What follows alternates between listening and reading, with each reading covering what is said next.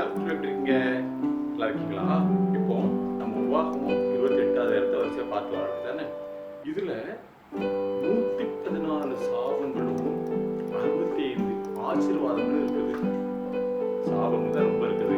நான் உங்களுக்கு சாபங்களை பற்றி சொல்லவே இல்லை.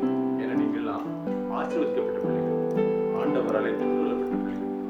ஆண்டவர் நமக்கு கொஞ்சம் ஆசீர்வாதம் வச்சாலுமே அதை சோதரிக்கிறதுக்கு நமக்கு ஈஸியான கண்டிஷன் வச்சிருக்காரு. இலகுவான வரையில் ஆண்டுக்கு பிரிமா நம்ம வாழ முடியும்.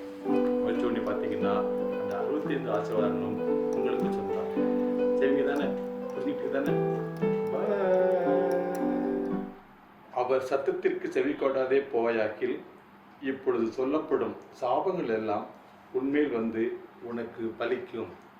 உபாகமம் 28:15 பின்பகுதி.